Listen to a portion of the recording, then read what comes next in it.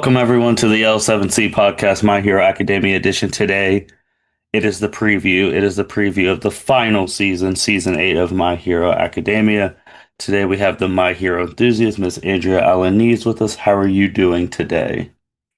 I'm doing good, Martin. I'm excited. I'm excited. I can't believe it's here. How are you doing? I'm doing well. Yeah, as you. It is can't believe it's at that point in time where previewing the final season of My Hero Academia. Feels like just yesterday we were wrapping up season 7, which it wasn't just yesterday. It was actually a long time ago that we did that review. And then we had Vigilantes Yep. in between that until now. That also feels like it was a long time since we I did know. those both as well, months apart, but here we are. Here we are. Here we are. Wow. My hero. It's been on the air since 2016. Hmm. So it'll be year number 9 this year with season 8 and curtains. This is curtains on year 9. Wow. Yeah. So it actually begins October 4th. So at a time of recording in a couple of weeks, the final season will finally begin. And just in general, like, how do you feel that this is the final season? Because you began covering it for the pod around season 5. I believe so. I think you and I kind of recap seasons 1 through 4, and then we watched season 5 together because that was the Shie Hasaikai season, which came out, was it in 2020? Yeah, because if it went, Yeah. because five was mostly class. Well, four was. Or was Shie Yeah, Hasaikai? four That's was right. overhaul. Five was class 1A versus 1B slash them doing their little stuff at Endeavor's Yep. Hmm. agency Right. and Hawks giving the book and all of that jazz. Preparing for the war. Yeah. Hmm.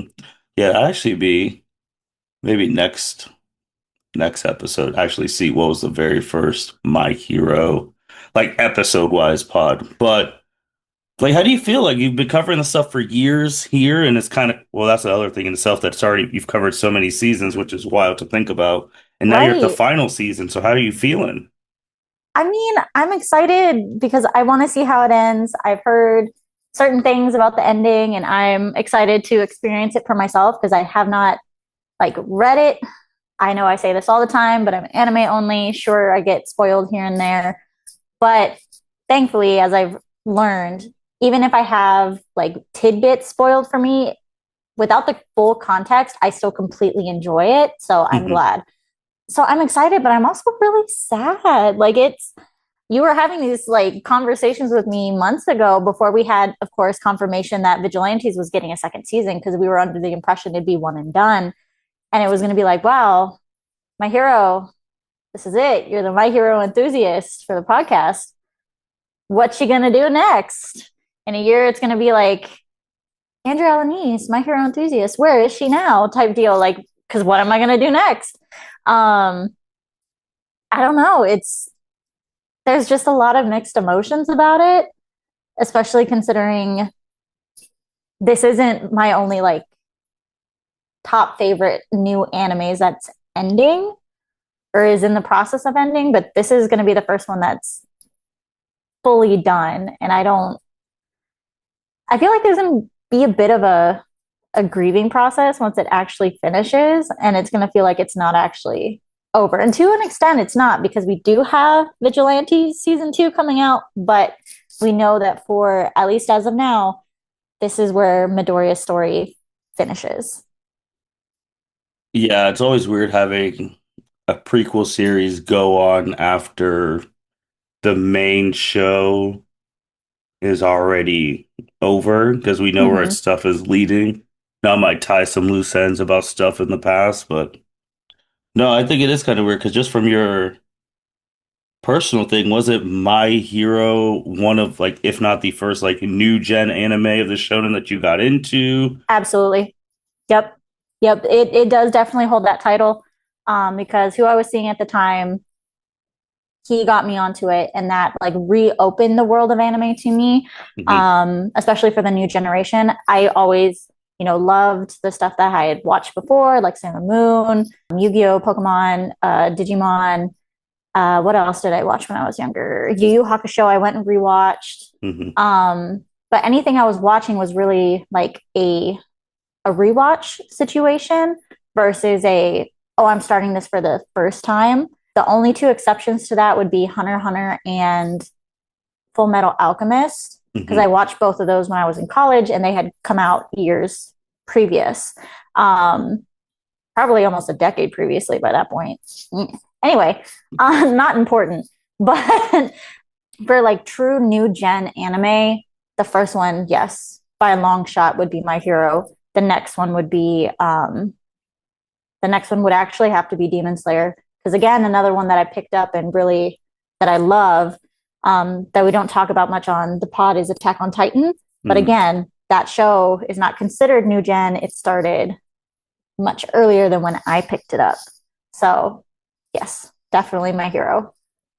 So with this being the final season, what are you expecting? Like, what are you expecting out of the final season? Can it continue the same quality and universal like praise that season 6 and 7 have gotten back to back?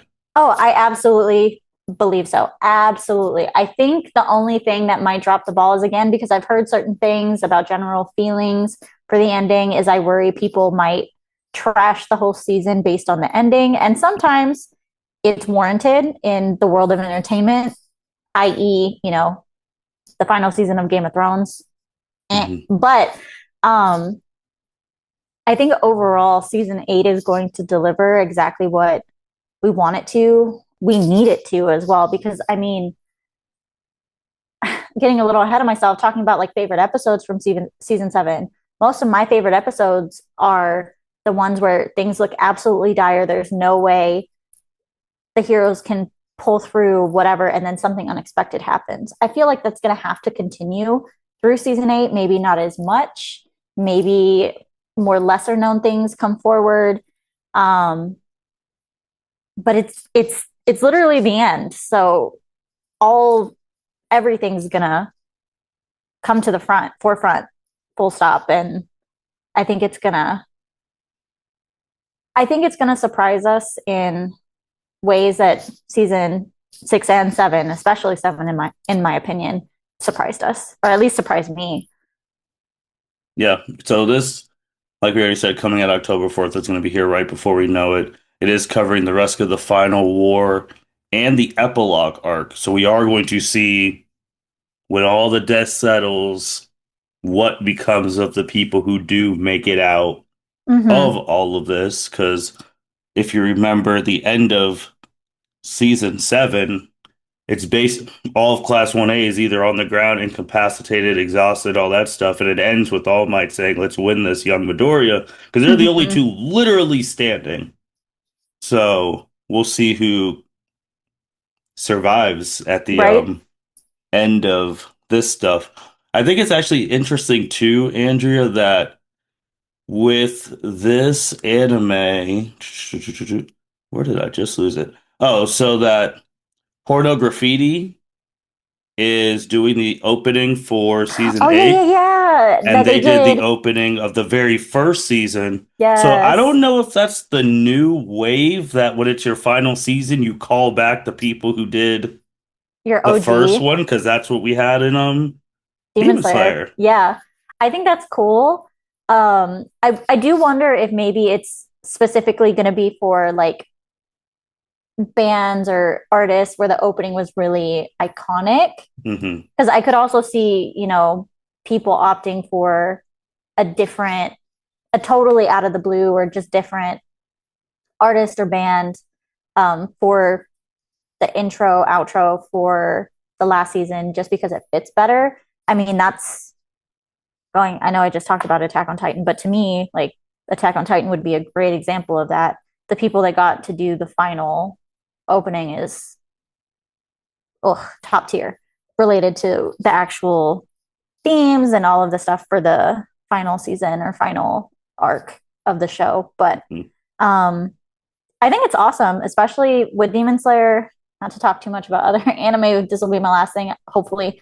I mean, Lisa is huge in the anime opening Hmm. outros world.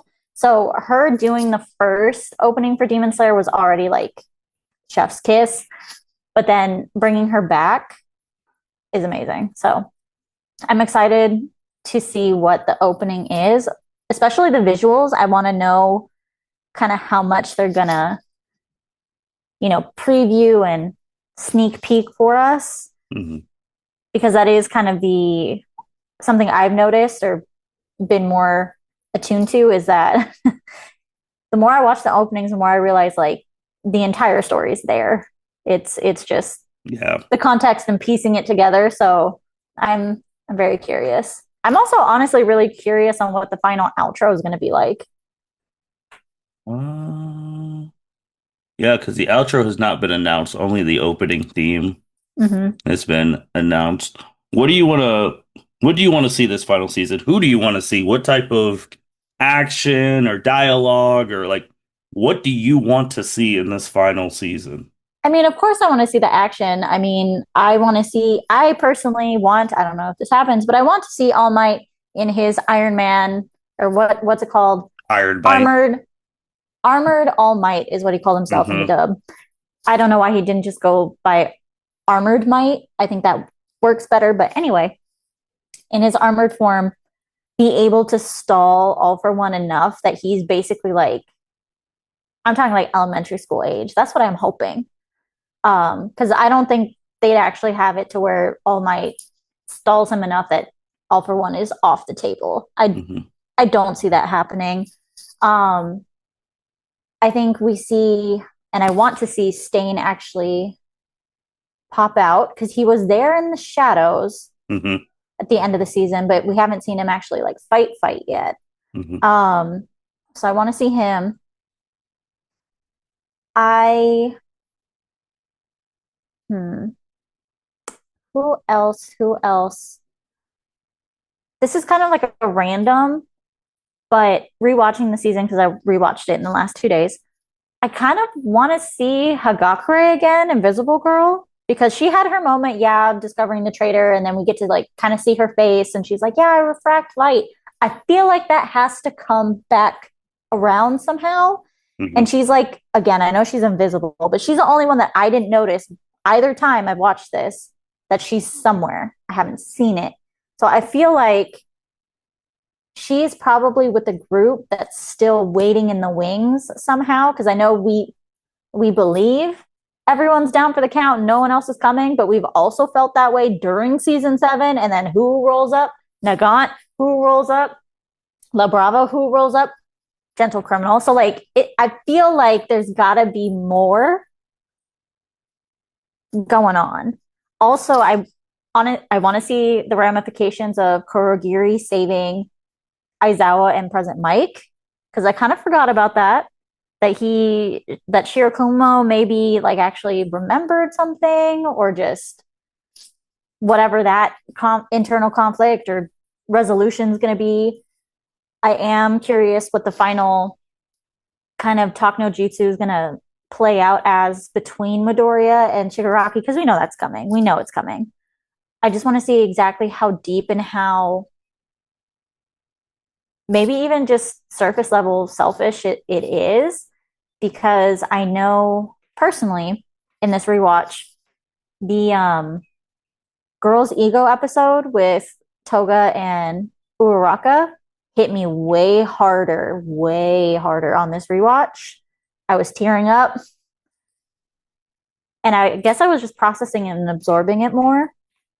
So, and it essentially I bring that up as an example because I felt like Toga's stuff was not necessarily as deep Hmm. or didn't expect it to be that deep.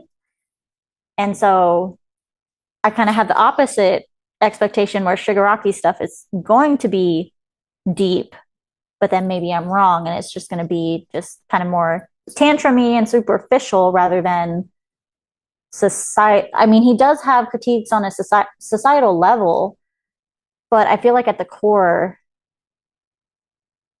I don't know. I just want to, I want to know. I want to see, I want to hear it.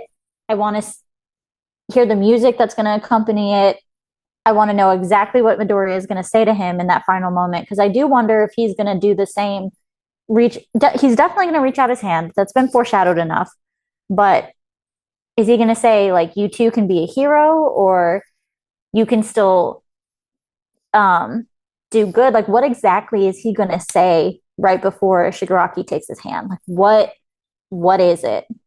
So, I mm, is there anyone else in particular that I really want to see?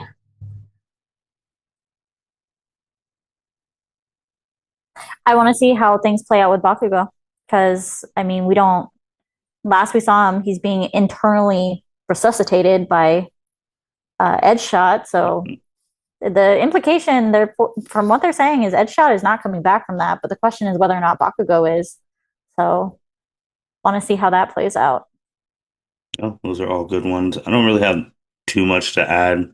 One of the similar ones is like you said, seeing some other characters who may not be seen. Hopefully, All for One doesn't have another backup plan, Oh and God. then they're screwed. And then I don't know, maybe seeing like, all right, the other Japan Hero School where Cammy and all of them like really putting in some Omega work to like because Mm-hmm. everyone at 1A is down. So like them or like maybe seeing some Yeah. 1B or 1C. Like we saw 1C with May and all them. Like Mm-hmm. so they were putting in work. So I think seeing some of the other schools would be cool. I think seeing who's gonna be like the first hero from a different country to say F this if we don't stop them, we all lose And who's anyway. gonna So pull up? Yeah, yeah, yeah. I'm gonna go because no one has come since Stars and Stripes because again, you lost your nuclear deterrent. She Right. died. So none of the other world leaders want their nuclear or number one heroes to die. But if the stream is still going and everyone in the world is watching and they realize, hey, we need to go help, and like I want to see what's gonna be the first country to do it. That's what I'm really intrigued because I Do feel like you, someone's gonna do it, but I just want to know what's the first country to do it. I don't know. I feel like it's not going to happen. I think that's where my brain is. And honestly, that could be the surprise that I'm not expecting that is exactly going to happen. Hmm. Because, yeah, no, I figured, especially after we saw Salam and then we hear kind of the president tell General Agpar, like, yeah, no, the countries are all getting together to talk about how to like appease Shigaraki because, he's basically a threat beyond human comprehension. Like, there's nothing we can do about it. So we're just going to, bow down for now and bide our time. So I really wrote that off as nobody else is coming. So maybe we'll see. We'll see. Yeah, I think you gotta get to. I mean, that'd be the biggest. Whoever's, yeah, everyone in the country is done. So the only other logical thing for who to show up is people outside of the country. Like, hey, this person so and so, and it might not even be Midori who inspires them. It might be All Might again. Like, hey, All Yeah. Might inspired us when he had all of his superpowers. Now he's fighting the biggest bad in their world's history without superpowers. Mm-hmm. What do I look like? So then Right. they start pulling up, and I mean, in all honesty, with Kathleen. I don't think she comes if All Might doesn't even call her because she literally said, "My master needs help. Yeah. I'm coming." So maybe other the this is where All Might's inspiration. I know we've talked about it a lot. This is where it finally comes full circle where they're like, "All Might's doing it. Now I'm gonna go." So Yeah. that could be the key. Maybe that's true too. And then the other thing too. Now this one's out left field, but Mm-hmm. I do think they'll also in terms of like those heroes coming. Maybe they come because they hear the other alternative. Because I said nuclear deterrence. Right. Maybe those other people are like, hey, the way we might have to take Japan off the board completely. We got to drop a Yeah. nuke on them. Like, and they're just like, that's inhumane. We're going to kill all these innocent people. Well, we don't want to send our top hero out just in case you die. What, but Right. if we drop a nuke, we kill Japan. We kill Well, all and it for one wouldn't of even them. be just like to me. Are you talking about a normal nuke Oh or no, like the trigger cork nuke? the Yeah, we're corp talking about. nuke. Okay, cool. That's where my brain went, and I just wanted to be sure we were on the same page because I was Oh like, yeah, so ah, they're killing all the super. I mean, basically 80% of the world is superpowered, so that kills right. majority of the people there. So Yep. So then you get into the stakes like that. And then again, something, or maybe the little weather lady just inspired Yeah. them all to Hmm. go there as well. So that's something that I would want to see. In that vein, I do expect maybe to see like scenes or news broadcasts of protests from around the Hmm. world, like of civilians protesting the inaction, trying to get help for Japan, but especially after we saw the newscaster.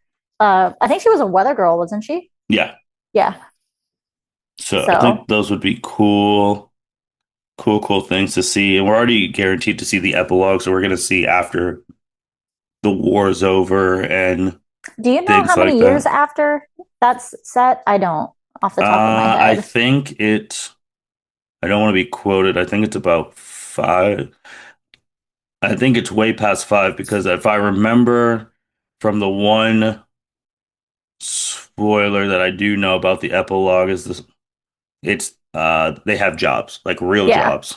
So I So think it's they'd a be good, done with high school. Yeah. yeah. So I think because they're all six, so they're all like Adults, 22 to adults. 25 range. So that's years. Yeah, that's almost 10 years because they're Hmm. 16. Yeah. So So they're 24. That's 8 years. so 22, 6. Yeah, which I mean that'd be poetic. 8-year time gap for 8 seasons. true. So that's just I think that's gonna be crazy. It's hard to we usually when we do these season previews, we talk about which character do we need to step up. Well, there's Right. really no characters that we know that are left. There's only 4, so we don't even have to Right. ask that. But just to go back, which character impressed you the most in season 7, the last season? Impressed me the most. I think impressed me the most. Dang.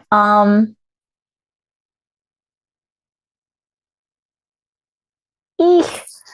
I should have been prepared for this question, and I'm totally not because so many different characters had great shining moments. Well, just list some Um, of them. So list some of your I faves. mean, definitely Bakugo, Never thought Midoriya. Bakugo would have the world crying. Never thought it would happen. And I when light mean, fades to rain, that episode is one of their best ones ever. oh, absolutely, absolutely. I still started crying. I did. I still started crying. Midoriya, the gear Hmm. shift was wild. That was not Yeah, a that power was. I expected, so that was so cool. Hmm. Um, Uraraka, of course. Hmm. You know who it is that surprised me the most on the rewatch that I completely forgot? Fucking Tokoyami Hmm. Hmm. walloping on an all for one when they did get the support assist from Shiketsu, is that the name of the school? Yes. Um yeah, when the Shiketsu kids came over, the clouds rolled in, so Dark Shadow got really big, and he's like, "Yeah, so the reason you can't steal Endeavor's quirk is because you can't steal quirk from touching his fire, so that's why I'm here, Dark Shadow." And it's like, oh my god, that's awesome. So I think he was my biggest surprise, actually, and I kind of had forgot about it. Pinky is up there for me as well because she really used her acid in more creative ways. I feel like during the battlefront when we saw her defending Gigantomachia, and of course, I mean Monoma and Shinso, the two of them without those two, almost none of this could have happened. None of Hmm. this upper the upper hand that was created would not have been possible without those two. And Yeah. Aoyama, of course, you know, having to be the traitor and then switching sides. But to me, rewatching that was a little more sad than I remember watching the first time Hmm. because you could tell that he felt so poorly about himself, but we always knew, even knowing that he was a traitor, it's like, why? Like, he's not a bad person. He's not, he wanted to be a hero for, you could tell genuine intentions. And then, of course, getting all the backstory, it's like, yeah, kind of like another person that we know that didn't really get the choice to be, on the bad side, recently, not going to talk about that, and go watch the Demon Slayer movie review podcast. Watch, listen to if you'd like to know who we're talking about. But of course, watch the movie because spoilers in that podcast. But yeah, so Oh, I I feel think like, yeah, the biggest one for me was Tokoyami. I did not expect him to come in clutch like that, and I completely forgot that he did. So I will have to give it to him. no, that's a really good list. Man, even just thinking of that, about how All for One called them extras in Blast, I was like, oh, Jiren's dead. Like, just Right? even from like, that was the early parts of when Midoriya got split up and all that, and they were fighting and they had their plan. I think, I'm trying to think of someone who you didn't name because I think you named a whole bunch of people. I didn't name any of the villains that came in clutch, I although don't really care. it's I mean, the big three had their moment, like their little teamwork, Blast of Soul. yeah, Like he was really cool. I think they all had like specific moments, especially when you talked about Acid, because I mean, she once that one dude's like, "Oh, I'm the one who killed Midnight," and then she was just like, kind of froze again and was like, mm-hmm. no. And then she But overexerted herself and mm-hmm. all of that. So I think they all really did really well. I think they all highlighted the people who they wanted to highlight each specific time. Everyone got shine. Yeah, Even the people like you do not like Endeavor, he did really well in that like he got the shine too. And he even All for did. One's like, oh, I'm actually starting to get kind of scared. This is kind Yep. of getting scary. So This is a problem. And he started having actually more of those moments when Tokuyami was fighting him.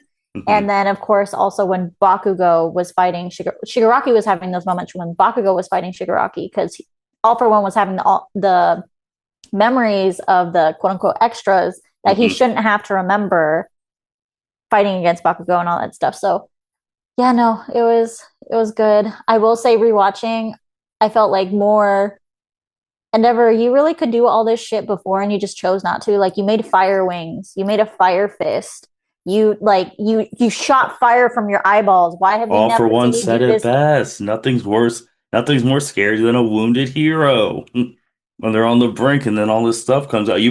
I even forgot too, like when rewatching it, how like the little Todoroki brothers fight was early in season 7. Yes, And then and later on, this man's basically a ticking nuclear bomb that if he goes off, everyone dies. dies. I was like, oh man, that was really almost 10 plus episodes apart. This is wild. Right? Right? Because I remember, I haven't listened to the podcast because I don't do that, but I remember specifically being like, holy shit, Dobby's dead. Let's go. It's done. And then it felt like, okay, cool. He's down Hmm. early on. We got all this time left. So we're really focusing on the other, two of the big three. I remember Um, they announced it too. They're like, "Oh, we got him. We got Dobby." Everyone started getting hyped, and they're like, I forgot about that "Yeah." part. And then Spinner being like, nah, that's information warfare. I'm like, no, they actually believe that. It just turned out to not be true because of course not. Um, Oh but man. also knowing the fact that Martin, the problem that Dobby would have been if he would have let All for One give him a second quirk, Hmm. because that was on the table, and he was like, nah, I'm just gonna do what I want to do. Hmm. I also kind of forgot for season 7 how many little comedic moments there were sprinkled in Hmm. that I really appreciated. What's his face?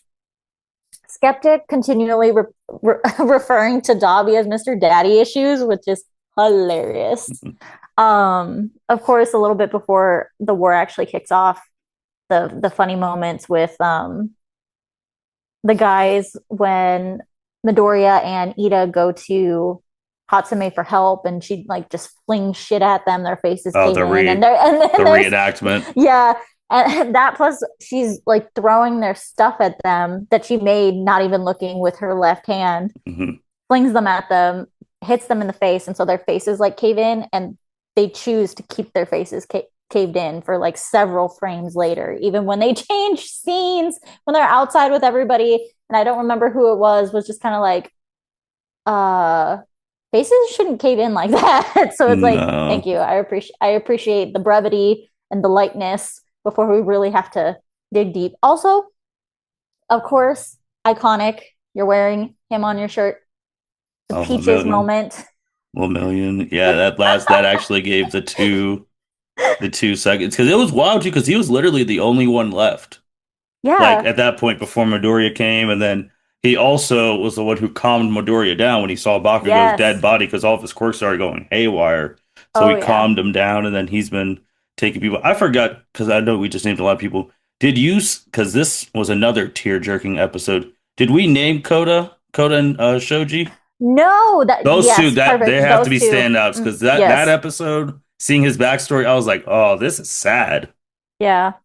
And then Coda too, like with his upgrade with the end was like those two who are two class A people who really don't get that much shine, but they were the Mm-mm. last stand at that hospital with all the people and the ideologic battle between him and Spinner. Like seeing them Mm-hmm. in that light just showed how much like season 7 really did try to highlight Everybody. each one like one. So yeah, we got to shout out those two because they don't get enough shine at all. But that No. hospital thing That was that was beautiful. wow. That Rewatching was that over back again, that is another episode where I felt like it touched me more during this rewatch, which is again ironic considering I watched it so quickly. mhm. It was just the push and pull of the ideologies. And for Spinner, I did feel like he was kind of sucks for him since he was just kind of zonked out. I guess, the gigantification quirk just muddles his brain. So he Right. didn't really have the chance, but it was the other, I don't know his name, but kind of manipulating the whole situation. Hmm. And Shoji, and particularly Shoji, like being able to articulate and communicate his feelings, his past, his experiences to this mob. And I mean, I'm sure we talked about it in the review pod, but it was a ridiculous amount that Oh, they were force severely. It was. was bad. It was It bad. was terrible. And then we see the moment where that police officer, who's the gorilla, I think he does more like SWAT or detective work. Hmm. Um, that like you can tell he doesn't want to, and he pulls out a gun, and then we change You hear like the shot scenes, too. and we hear the shot, and it's like, Oh, he and shot a then civil. He just shot a. Yep. Hmm. yeah, and then after everybody's calmed down, thankfully, his name is Rocklock, right? Hmm. Rocklock makes the comment about like we were, thank God these kids were here because we were about to have to use like, he didn't say deadly force, but it's kind of implied that Implied. Yep. level of force with this crowd, and they were all civilians. I mean, technically, yes, they were acting um quote unquote unlawfully trying to storm a hospital and break out a prisoner. So yes, they're breaking the law, but I mean, it goes back into the whole thing of La Brava and Gentle Criminal, and they've broken the law, but what really constitutes a villain? And we really need to, or but also obviously the hero society needs to start making those distinctions clear. Although when we were watching this the first time, we didn't have vigilantes to have that peek in Oh. vigilantes where they're like, oh Hmm. yeah, your first three, like it's kind of like no big deal. Yeah. So there is that gray area, I guess, unless depending on what it is. So of course, flushing that out. But of course, yeah, there's mistakes being made, and extreme lines being drawn when, especially in vigilantes. And I noticed it in this rewatch that even Shigaraki mentions in a flashback about how, um, heroes and villains weren't all that different at the beginning. Hmm. And that's something that's touched on and talked about more in vigilantes. So I'm wondering how that conversation goes, because that's probably part of the conversation he'll have with Midoriya. And since we actually didn't say people we wanted to see, if any of them showed up, the vigilantes, which again would make That would be huge errors in like awesome. what where have you been the whole series, but Right. that's neither here nor there. So Andrew, I mean, last thing, like what message do you want to say to the fandom before the season starts? Because they're going to listen to this. This is going to come out before the season starts, probably the week of, probably that Monday or the week before that. Like, what's the final message you want to give to the MHA fandom before season 8, the final season starts?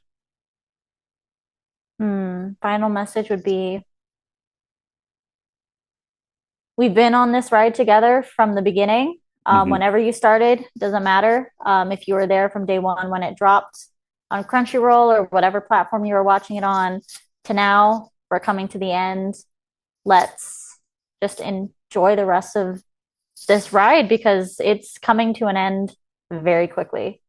And I know Yeah. I'm not emotionally ready for it, but when we get there, it's going to be the fact that we took it from beginning to end. It's going to be, I don't know, it's obviously a journey, but it's going to be one of those kind of, to me, uh, a beautiful ending to hopefully open us up to appreciating all the wonderful things my hero was and did and put forth for us.